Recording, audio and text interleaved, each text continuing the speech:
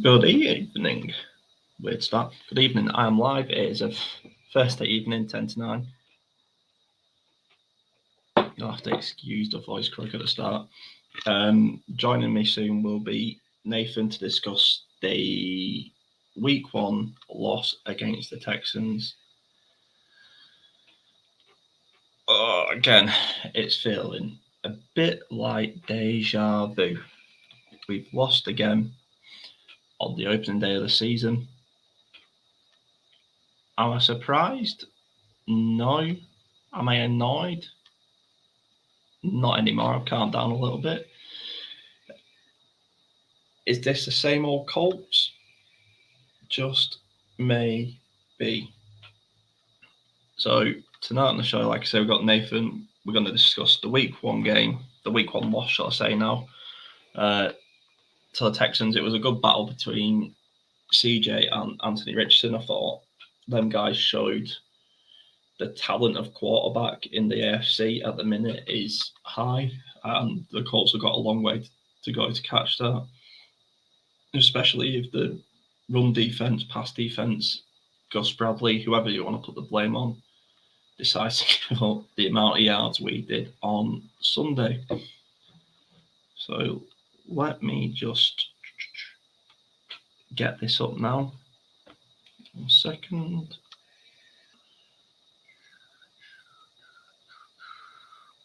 This makes for a thrilling show when I'm not talking to the audience and just looking at my phone.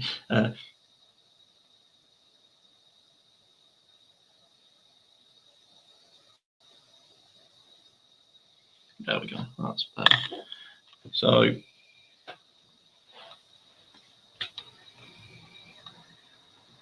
So week 1, 29-27 loss to the Texans. Another week 1 loss. It just feels all the same. And I know I feel like I repeat myself, but that's what the Colts are doing. Week 1 again, we are not ready for the season. So just going through the stats, I'll go through player stats, main players, starting players. I'm not going to go through every single player. And then I'll go through team stats, and then I'll go through the starters stats. So team stats, total yards on offense, we got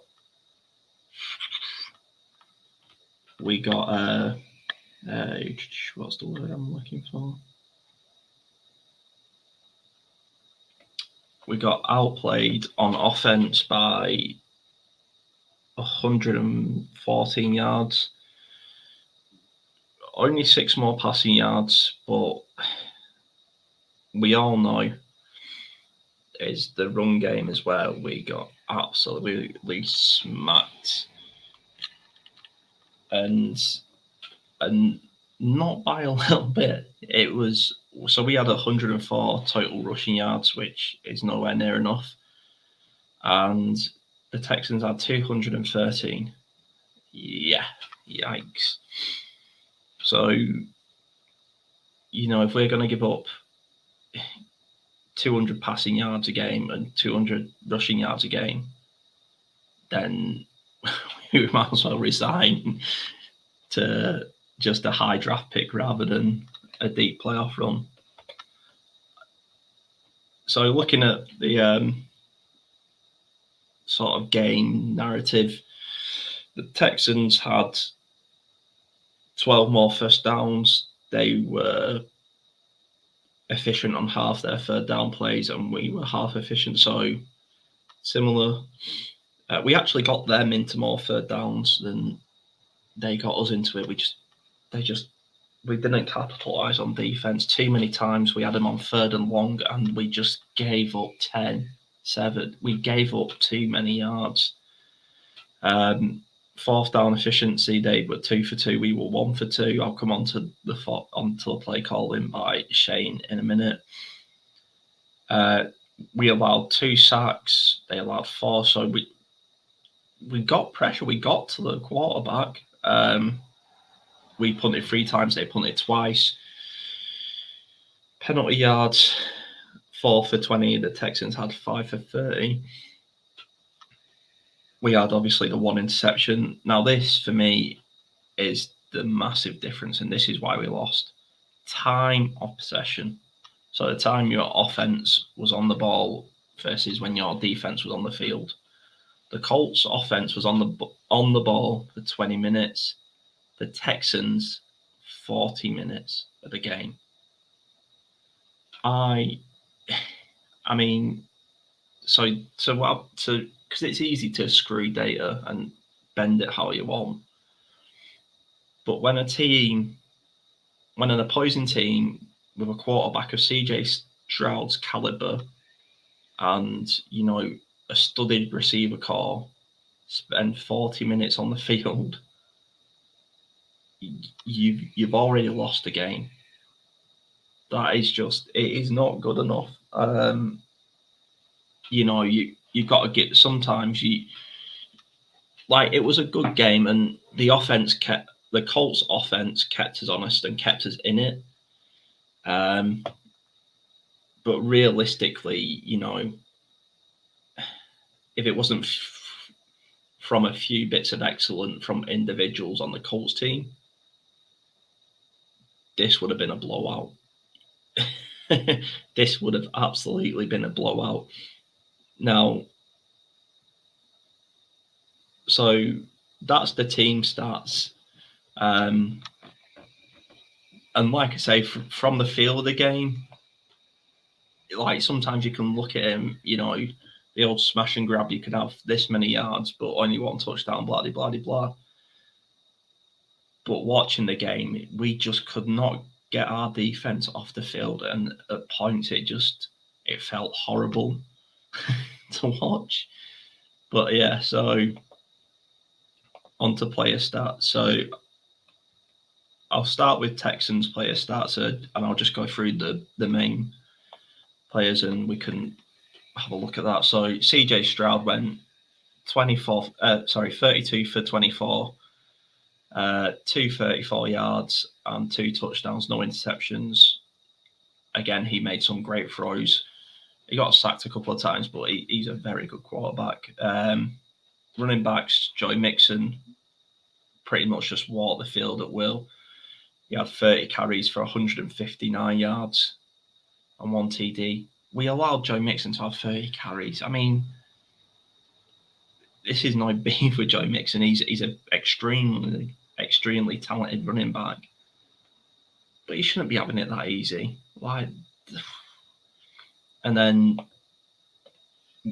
wide receivers, we just, again, Nico Collins, 6 catches for 117 yards. Tank Dell, 30 catches for 40 yards. Stephon Diggs, 6 for 33. It's just, they ripped. I don't care who you want to blame. They ripped Gus Bradley, the run defense, the pass defense. They ripped all 3 of them apart. It was like we'd come into the season unprepared for what's about to happen. And I've seen the quotes, you know, Gus come out saying we wanted to stop the passing game of CJ Stroud, which is fine, but you didn't stop the passing game. He passed for 234 yards, and 2 touchdowns. There's as a, you know, someone who's been watching for a long time, and I've been quite harsh of Gus Bradley at points, but there's only so many times you can say he doesn't have the players.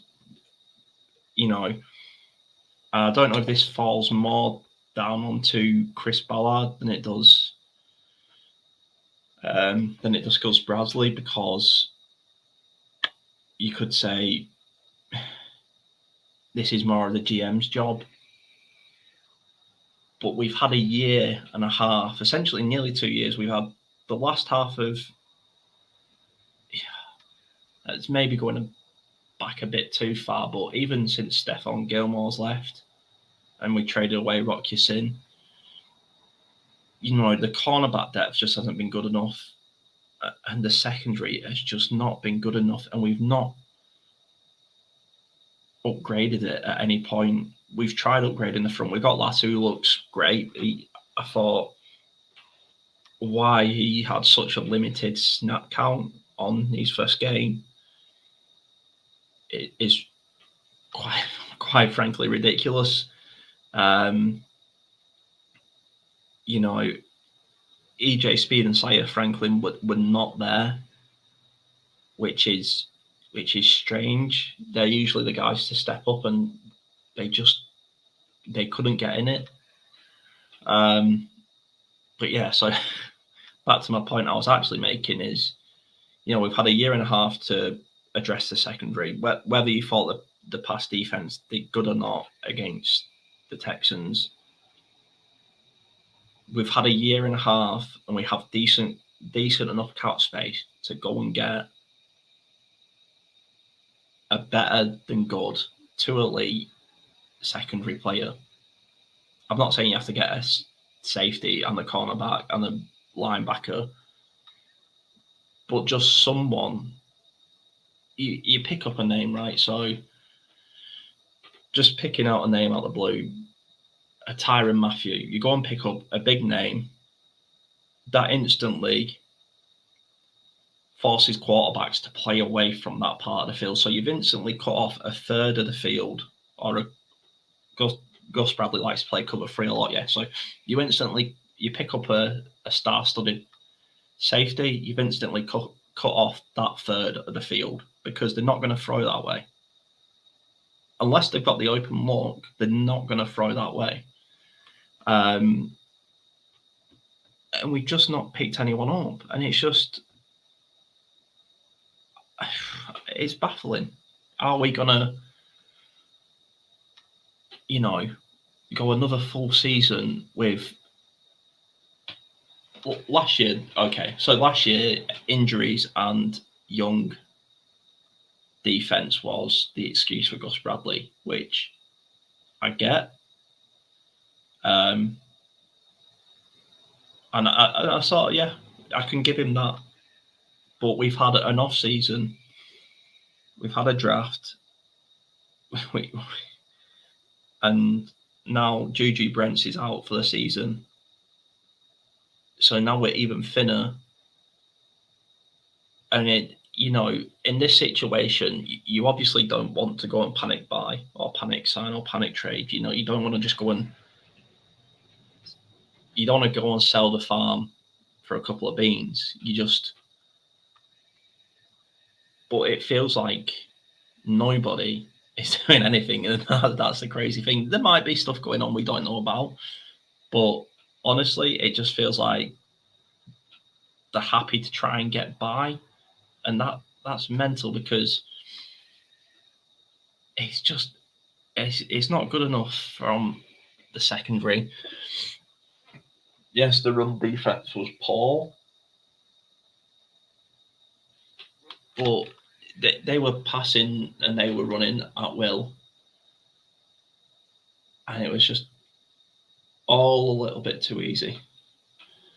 But onto the positives for the defense. Not that there was many, but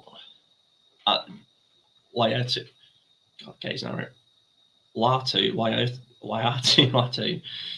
showed a promising start to his career. I think let's have a look at his stats, because he was actually someone I enjoyed watching on the defense for once.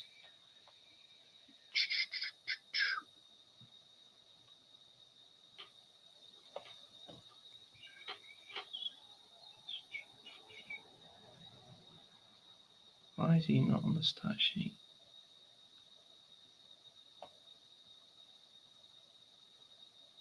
I definitely thought he got half, unless he's not been credited with it.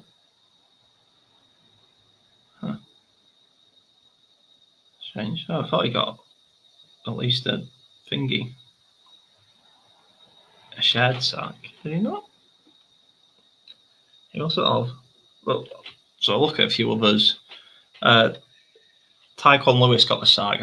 I thought Latu was there on that play as well. Quitty Pay got a sack. DeForest Buckner got 1.5 sacks, and Oydengboy got the other half sack with Forest. I just don't know. The front four seem to do the job, but then they seem to forget about doing the job at times. It's just a bit of a weird one. So it's a tough one to,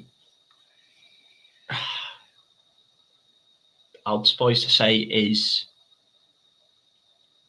a positive, because this doesn't feel like a week one. This doesn't feel like it's a week one mistake. This feels like a mistake that's been happening for 2-3 years now.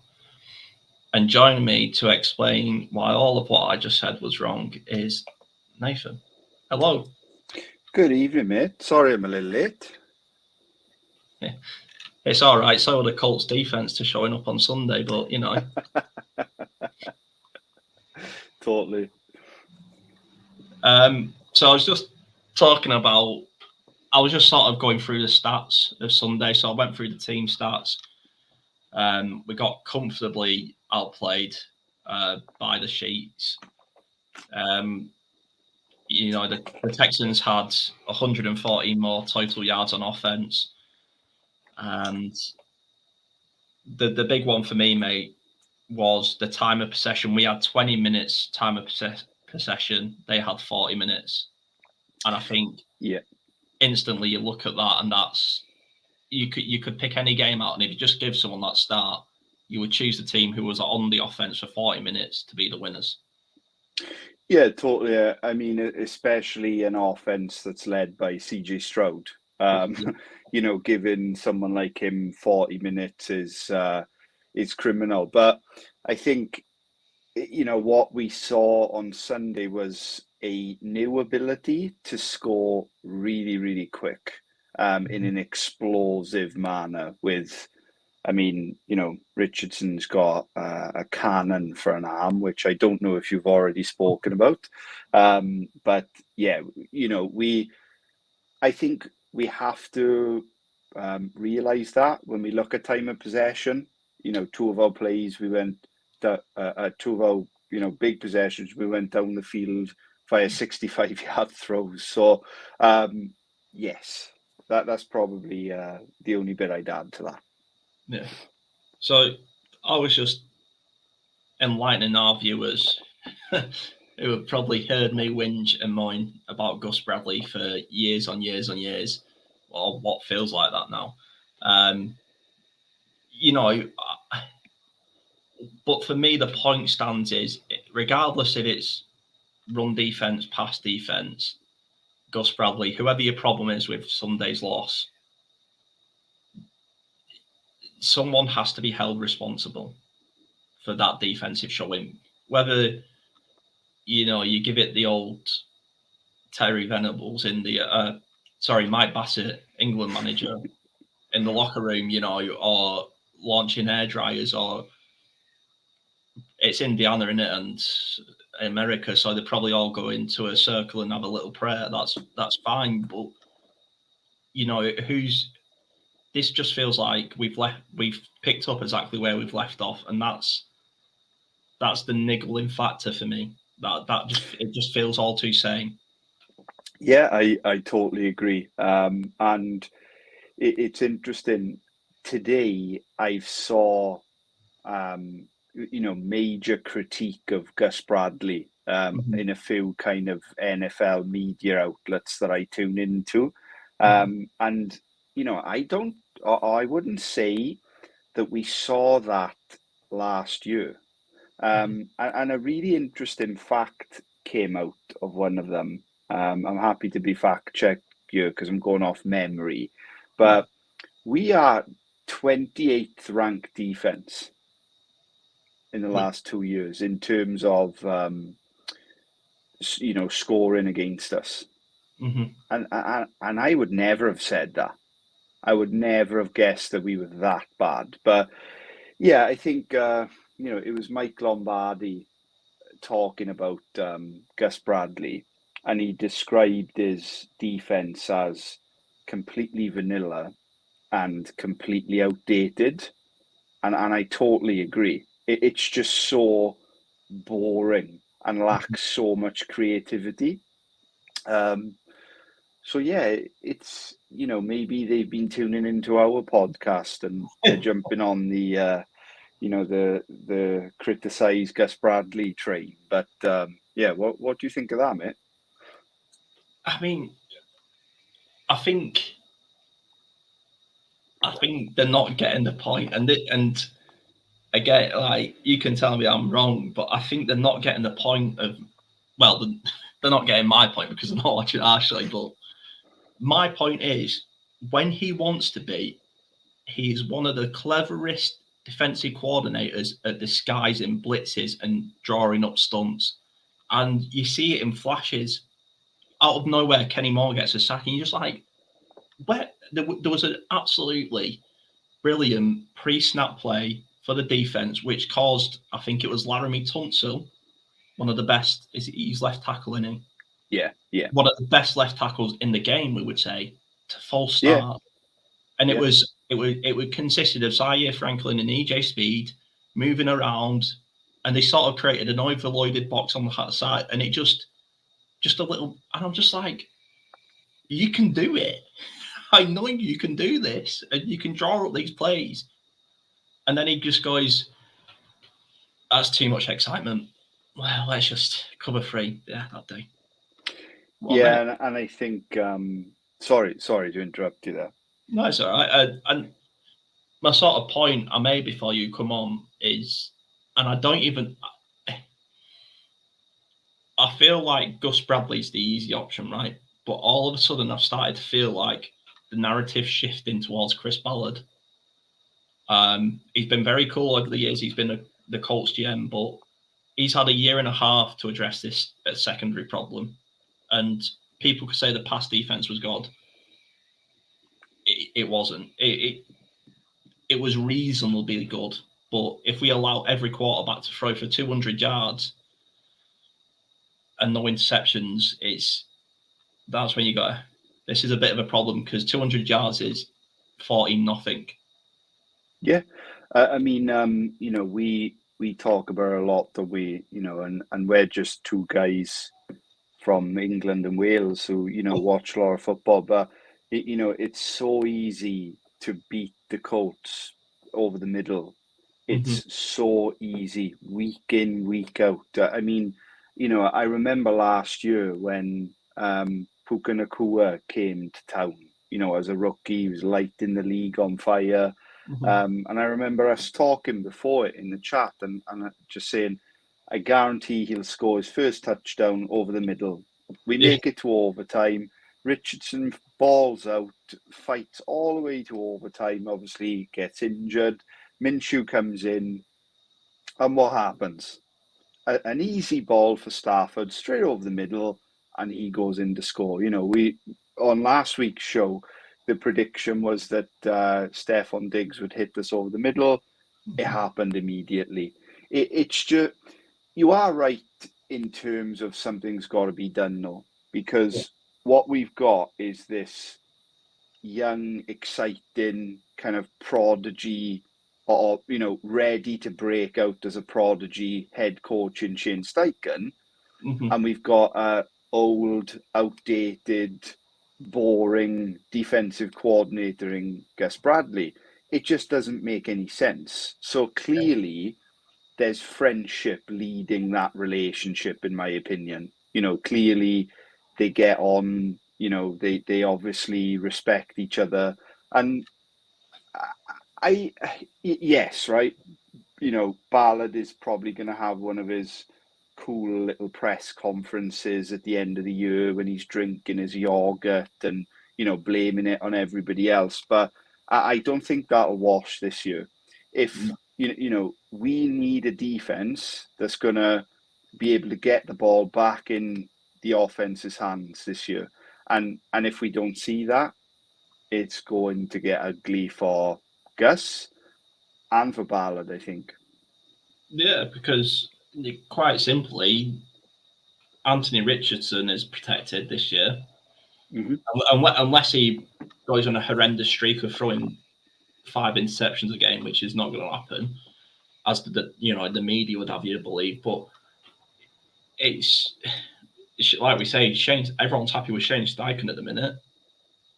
So I'm sorry, lads, but it's now or never for you guys. It's all right for us. I'm going to go to work tomorrow, and unless I do something incredibly stupid, I'm going to go to work for years and years. Gus Bradley, although he's probably made his millions, this is it for him. I actually agree. I can't see Gus Bradley getting another job in football, at least at a defensive coordinator level. In this stage of his career, it's essentially the Pete Carroll, Legion of Boom offense in 2024. Legion of Boom defense in 2024. It stinks. Like it completely stinks. And in a way, as a fan, it's frustrating to watch a young secondary, but I also feel sorry for our young secondary because it's a bunch of kids who are going to have to take the heat of that system. And I mean, on Sunday, the secondary wasn't really the problem. No. We just could not stop the run.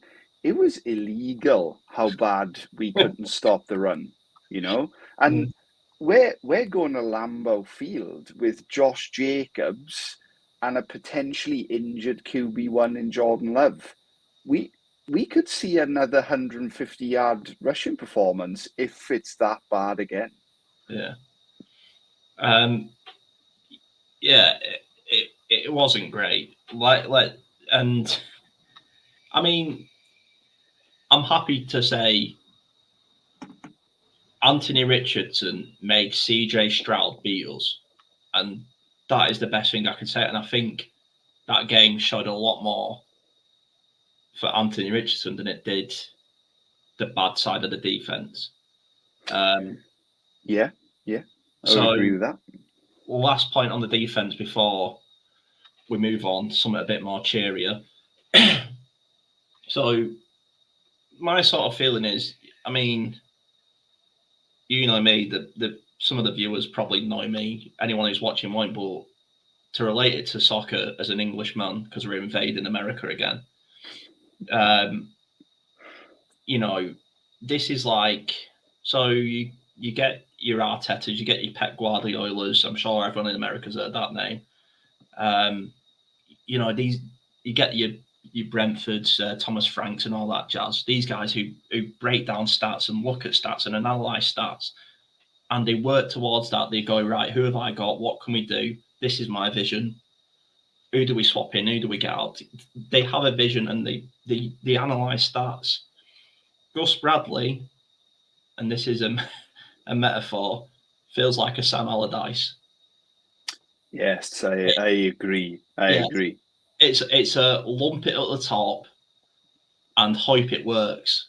And we've all watched the films, Moneyball or Trouble with a Curve. Them cheesy American films where it's like, all you have to do is watch a player and the eye test and all that. And it's like the league's moving to a stats era.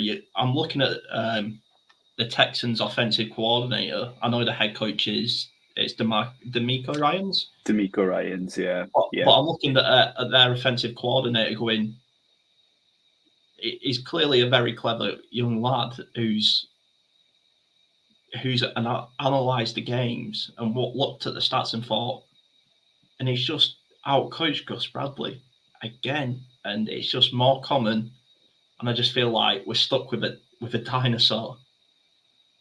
Yeah, I mean, you make a great point, and I'm going to reference week 2 again. We're going to Lambeau, which is one of the greatest stadiums in football, and we're up against Matt LaFleur, an incredible coach and an incredible coaching staff who I don't think are going to have to really come out of third gear to really beat our defense. I mean, there's a big chance they have Malik Willis at quarterback this week, which, is lucky, I think, because, I mean, Jordan Love could, dice us up if he had the opportunity, I think. But yeah, going back to kind of your initial point there about, managers, coaches, etc. I look at teams like Pittsburgh, for example, and the defense that they've built. It's expensive and it's full of stars, but when their defense is on the field, you watch it like as if it's an offense. You watch it, you can't wait to see, is TJ going to get the sack? I'll ask you a question. When the Colts defense is in third down, do you even imagine that we're going to get a stop? This is exactly what I do when we're in third down. I go,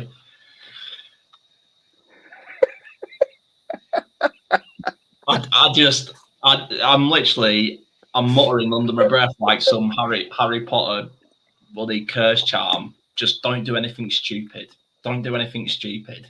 Yeah, and it's just sad, isn't it? Like, because I agree. Like, we get in some amazing third down positions. 3rd and 11, 3rd and 9.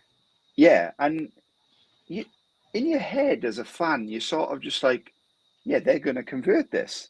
They're going to convert it, and I'd like to see. Like we have Leatu Latu now, who looks the real deal. I mean, he looks young, right? Yeah. And he looks inexperienced, but and he had a hard introduction to NFL football, right? Up against Army Tunsil. But I would like to see us get a defensive coordinator that's going to kind of build around that. Maybe we have a TJ Watt on our hands, mate. At this rate, I don't think we're going to see it. I thought, I couldn't believe.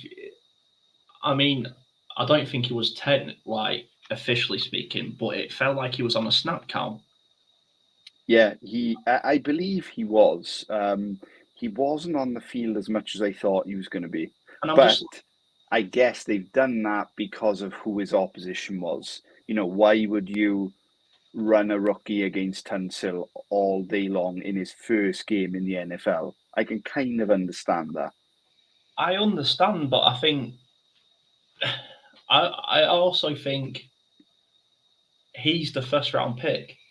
Yeah. That's what preseason's for. And I think it's okay. You don't want to run him against Tunsil all the time. Well, bring DeForest over. Bring Grover over. Or put him on the set. He's not interior. He's too fast to be interior, but you could. I know what you mean, though. He could, like, Quitty could come over, and Latu could go on the other side. Yeah, I know what you mean. I think, honestly, the problem is, like you say, I think a young defense is going to get a lot of the blame for what inexplicably is bad coaching. And I keep going on about the defense because that is the talking point, I suppose. But I just think, I got DM'd a couple of questions, so I'll leave that part. Yeah, go for it. Yeah, go for it. And we'll move on to the offensive side of the ball. That is the greatest throw of a football I've ever seen. The last one was Andrew Luck to T.Y. Hilton in NRG Stadium, where he was, I think, triple covered, and he still caught it. And when I think it's easy, and especially the younger kids nowadays will think Joe Flacco is some sort of journeyman slouch. He was, before that horrendous late hit that he got, where I think he probably lost half his brain, he was quite a good quarterback. So for him to go, that is the best thing I've seen, or along them lines, whatever it was, tells you how good that Alec Pierce touchdown was. Yeah, I totally agree, and I mean, yeah, Flacco's Super Bowl winning quarterback, nearly a double Super Bowl Yeah, winning quarterback, so yeah, that throw was mesmerizing. I remember watching it. I actually got up out of my chair because you could just see, the yeah, unleash going, and I was like, "Oh my God, we're back! Like we're throwing deep again." yeah, And yeah, just insane. And I know that's the star attraction throw, right? But mhm. the throw to Doolin is Wow. on a button. It splits the safeties, and it's just on a button. And Doolin obviously takes it home and does an amazing job after the catch. But yeah, that's the best throw we've seen since someone who used to wear number 12. Yeah. Um, I believe it's his birthday today. So, It is his birthday. yeah, Shout out to Mr. the Luck. potential GOAT if we didn't have Ryan Grigson, sorry. Um, yeah, so let's talk about the main man himself, Anthony Richardson. I don't buy into this accuracy bollocks. I'm sorry, I really don't. It was the same narrative with Lamar Jackson, and if Richardson turns out to be anything like him, I'm quite happy. Yeah. Uh, he only did 4, and this is where, like, I know we talk stats a lot, but this is where you have to be careful with stats. And this is contradicted to what I was saying before, but the 47% accuracy thing, it looks bad, but everything else looked right. If everything else was bad along with a 47% accuracy, you go, oh, okay, this is a problem. But he's 22. Yeah, recently turned 22. He's He's the youngest starting quarterback 2 years in a row. 22, starting quarterback in his 5th game for the Colts. Yep, yep. And people wanted us to draft Will Levis over this guy. Oh, yes. Yeah. So I'll open up this to you. Is the accuracy, something that concerns you? Because it really doesn't concern me. So I'm going to go with a straight up no, right? Yeah. And the reason I'm going to go with a no is Mhm. because this, it's year two. Factually, it's year two, but it's kind of year one.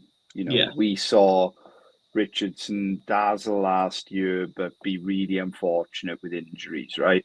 Mhm. Like Richardson's going to have ups this year. We've just seen it, and Yeah. he's going to have downs this year. And that's absolutely fine because he's got to be in scenarios. He's got to learn it. He's got to feel it, right?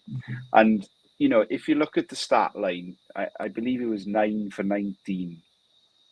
There were some ugly misses. Mhm. The AD Mitchell could have had probably one of the best week one rookie performances in league history Yeah. if those two passes made it to him. But, Mhm. uh, you know, watching the game back, I do genuinely believe that the second one was him running the wrong route. I don't think Mitchell was meant to be kind of outside on a go route. I think he was meant to come back in, which Mhm. was why the pass was so far off. But Yeah. the first one, he missed a layup, and there's no other way to describe it. It was ugly. But yeah, and kind of go back to the earlier point, you know, nine completions and two of them are for 130 yards. I'll take that. Yeah. Yeah. It's Yeah, and it's going to get better. Of course, it is. I mean, you summed it up earlier, mate. Time of possession. There's going to be games where we get more time of possession, and he's going to yeah. be passing the ball more. I want to see him kind of, taking the safe routes this year as well. Just the moving the chain throws that, I think Lamar has got so much better at as well. I like your comparison of Lamar. It's probably the only player Richardson can truly be compared to, maybe Jalen Hurts as well. But yeah, I think this year we just need to see the progression of kind of getting those easy wins and taking the check down. And I think Josh Downs coming back is going to do that. To extend on your points, the first, was it the touchdown miss, because it was a definite touchdown miss to AD. I think these two plays are touchdowns if that's Josh Downs, just because they've played together. I think they've only missed. I think the second one's missed because of the illegal contact. Yeah. I know people can say, but that's just, it was half a step off that, and if he doesn't have the contact with the DB, he's got it. And the first one's the big miss, isn't it? And absolutely, it's just a miscommunication. That's all. And I think these two guys play together. It's going to hit them eventually. It's going to hit. And so if you exclude, because all the negative clips will show that touchdown miss and be like, he's missed the layup. But everything else, there was only I've watched it back. There was only one other bad miss, but all these close misses and sideline misses, he's put the ball where only his receiver can get it. And which is what we need to see, isn't it? I've got absolutely no problem on that. I watched, is it JT O'Sullivan on the QB School? I watched some of his stuff. Yeah. And he was saying, he explained, like, there was one miss where he's throwing the ball because the cornerback, the safety, and the linebacker all have their back turned. He said that is the perfect throw.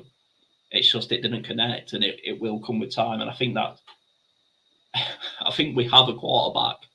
He just needs some consistency of playing time. And I think everyone who's criticizing him now, you see a few weirdos on X, as it's called now, who I think people just like to take the hard point to try and be that guy.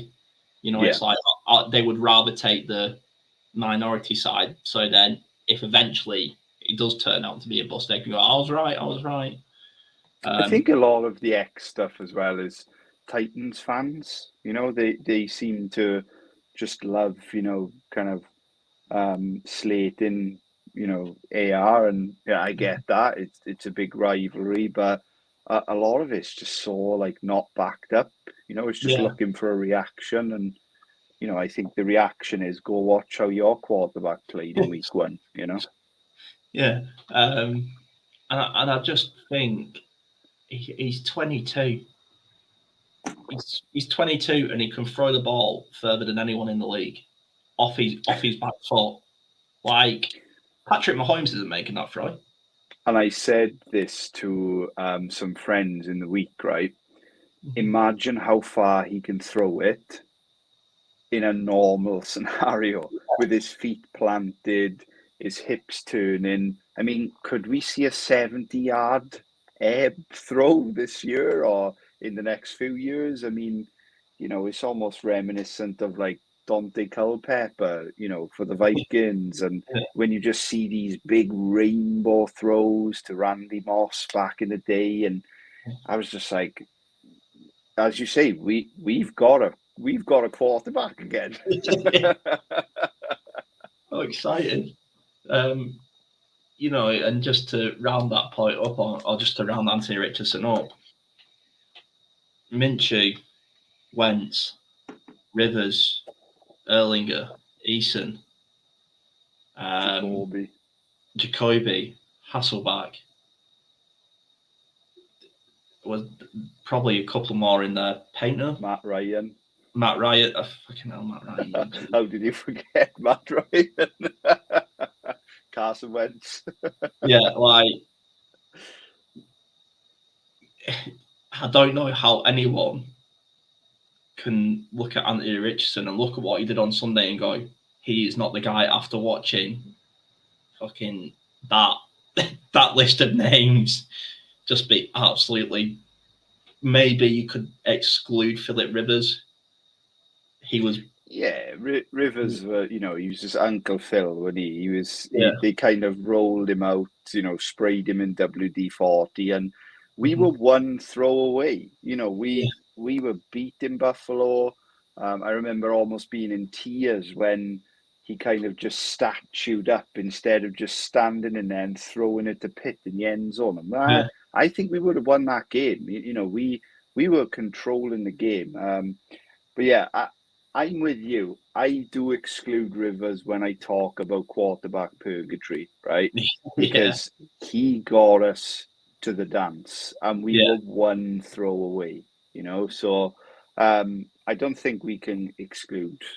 I don't think we can include Rivers in the travesty that's been everything since Luck's retirement. Yeah, and like you say, it's thankfully everyone else in the AFC South lost, which was a big help.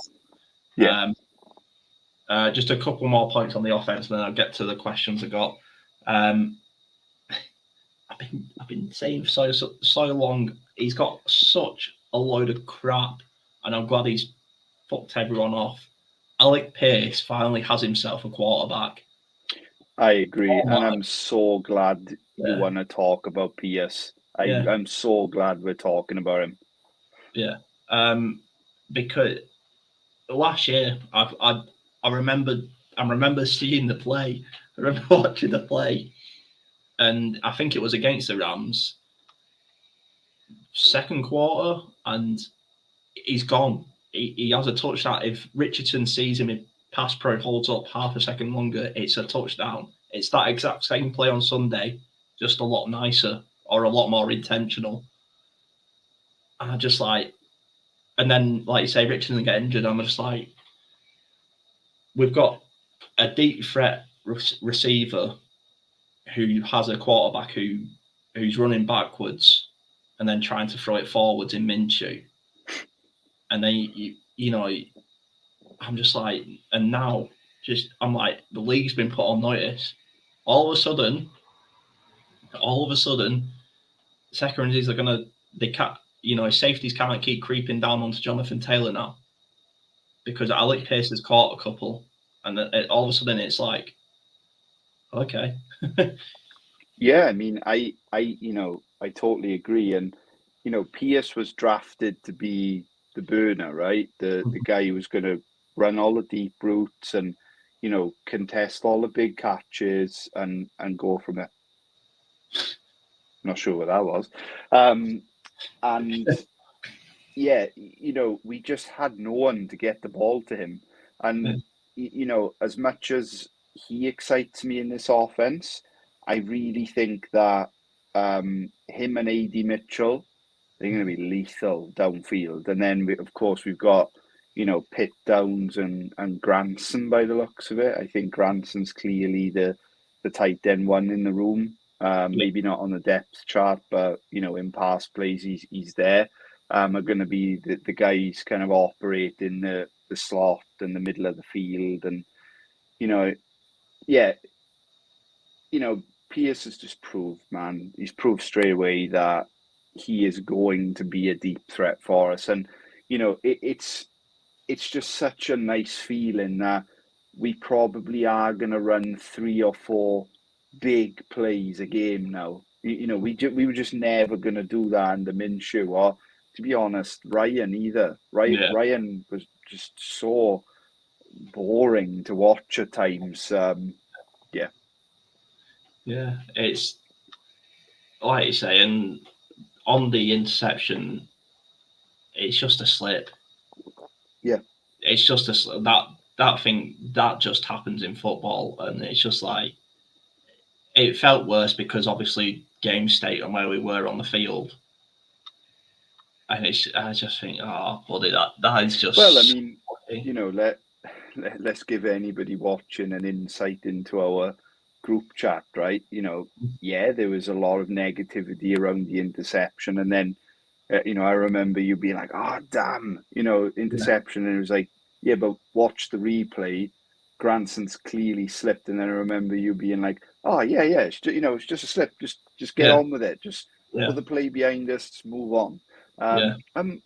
Mate, I think we could see 20 interceptions this year. So be it. If we see 17 healthy games, that's a huge win for us and for AR.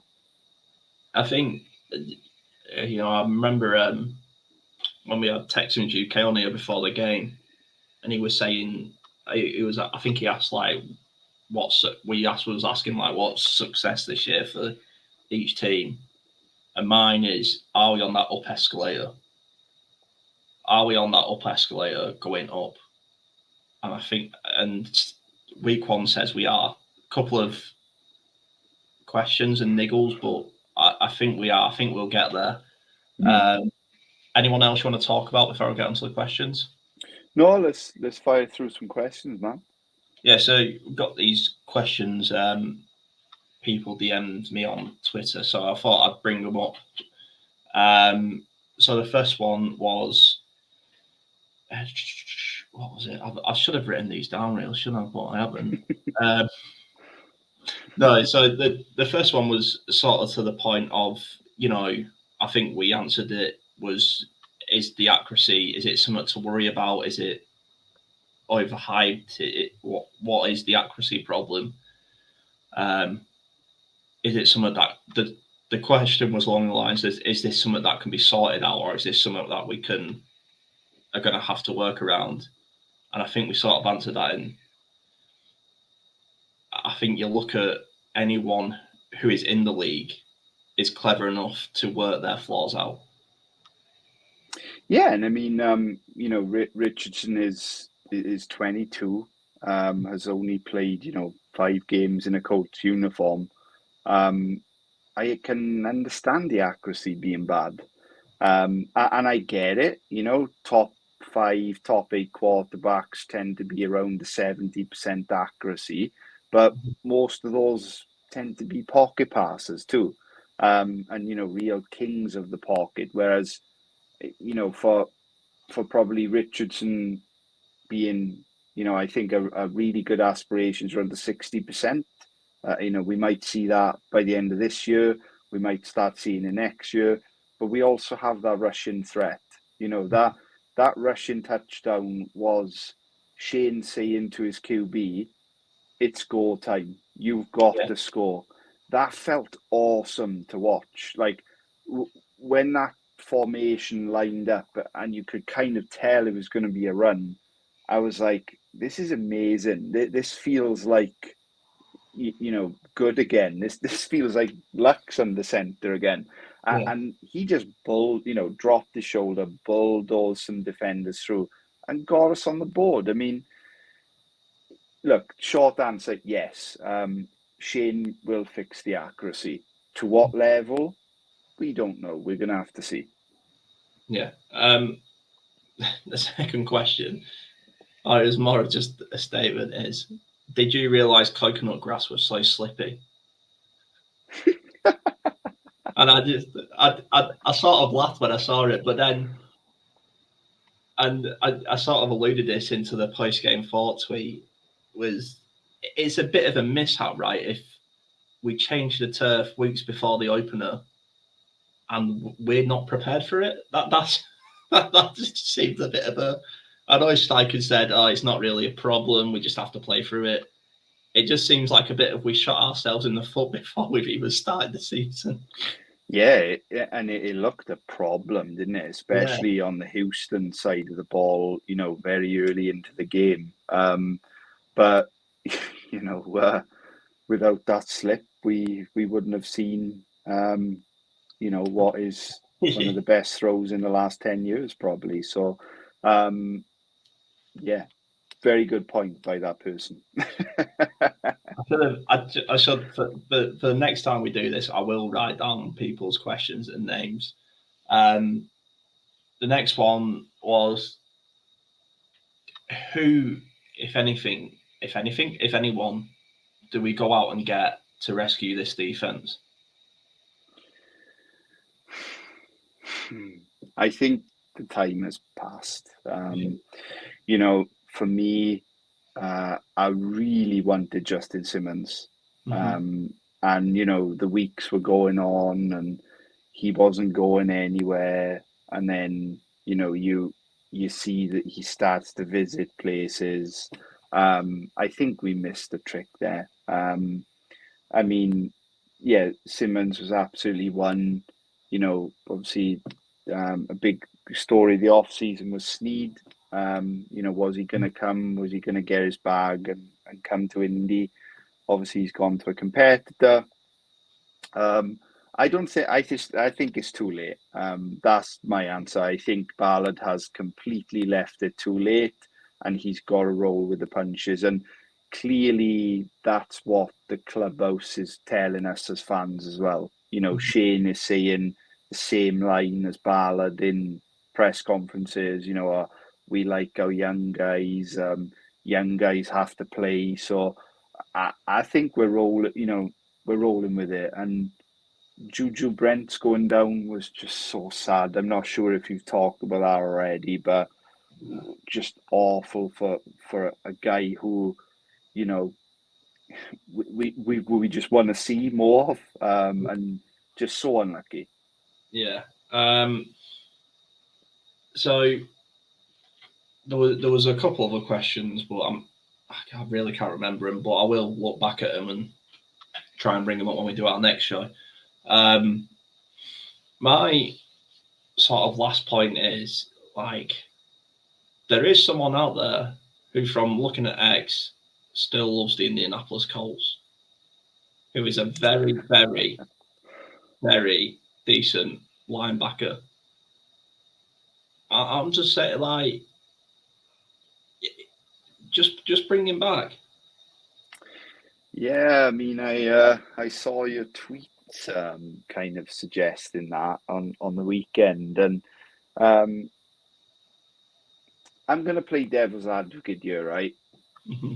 Leonard is, without a doubt, the best defensive player we've had in recent years, right? And when we think of Leonard, we think of that, you know, like arguably the best defensive player in the league. If he wasn't playing for Indianapolis and he was playing for one of, you know, the media's kind of love teams, he would have been in the same promos as TJ Watt and, you know, Micah Parsons and everybody else who they put in those kind of stupid graphics. But would you want Leonard to come back and be really bad? No, and maybe it is just looking back on past times. But my sort of feeling is he's from what we know as fans, right? Because we don't know behind the scenes. He's good friends with Zaire and EJ. He's a leader. You know, he likes to play with a chip on his shoulder. I think that's the problem. He lost that chip. You know, he obviously had the title of the worst draft pick when we picked him up in the second rounds. And then he just sort of went away and he lost that. I would say he lost that fight. I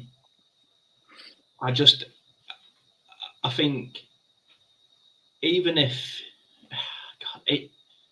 it's one of them, it's, you know, I thought when we brought T.Y. Hilton back for that last year and then we just left him on the sidelines, I was just like, that's just a prick move.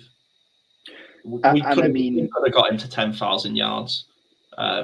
Just a completely random sideball. But I just think we need someone who can unite that locker room.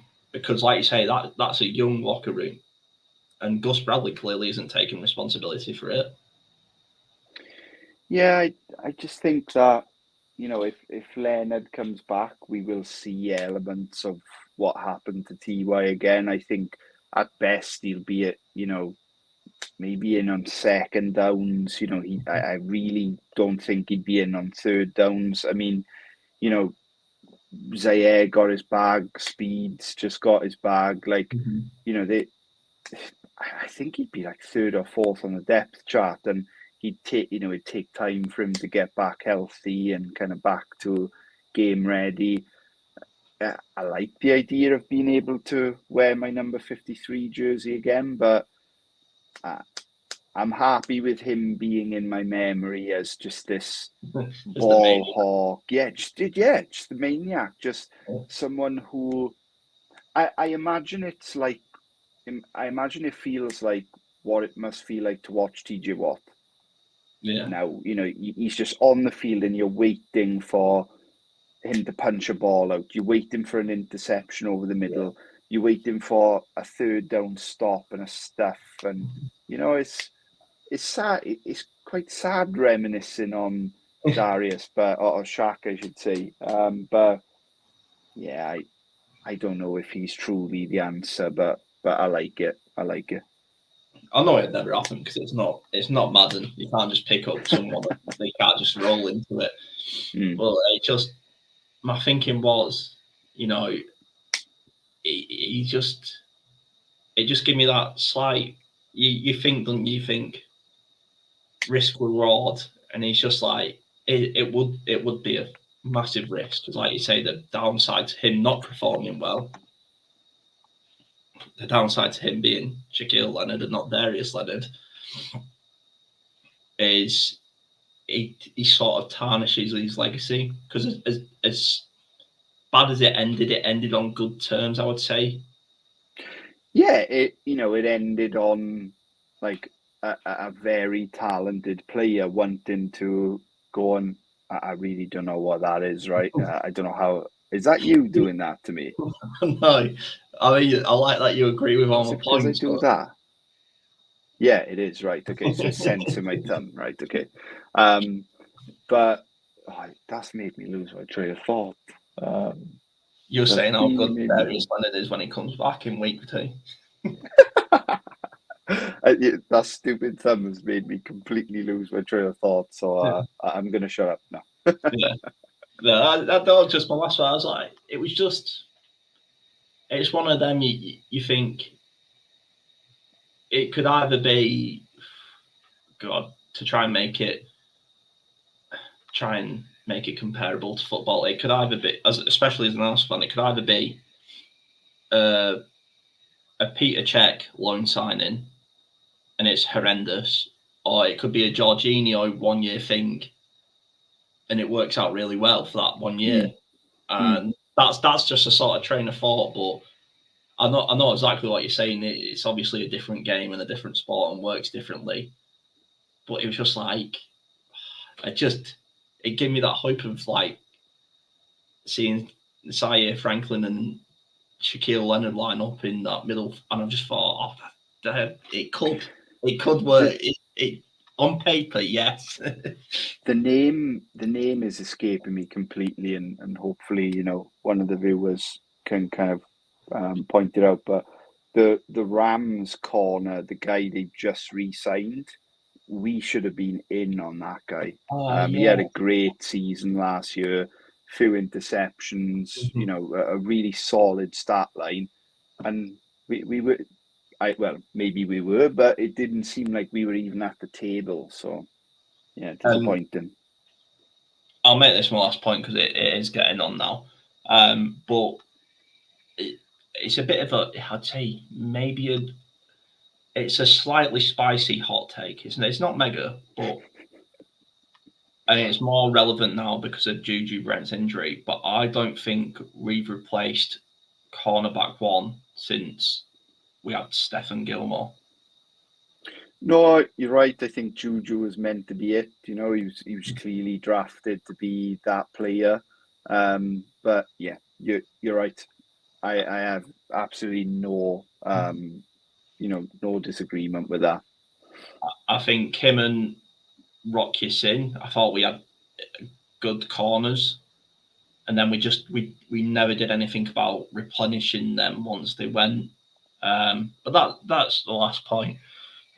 So a quick look forward to Sunday, big game in Lambeau. I was going to say, hopefully we got Malik Willis. I know he's not a rookie, but he's a second string QB. But then I was going to say that just terrifies me even more, because you just don't know what to expect. But yeah, it's a quick look forward, mate. Just quick final thoughts on week 2. I think the Colts win the game because I don't think Malik Willis will move the offense at all, really. I really hope I don't eat those words. If we can't stop the run again, big problems. We're 2 weeks in, and if Jacobs goes off for 180, we've already given up over 300 yards on the ground 2 weeks in. Mm-hmm. And on that extremely positive note, Colts win. How much more positive do you want me to be? Colts win, blowout. No, so I'd like to thank everyone for watching. People sending in the questions. I can only apologise to those who I didn't read out, but I'll try and get them into the Tuesday show next week. Nathan, thanks for joining in, and yeah, I suppose Colts win. Go Colts.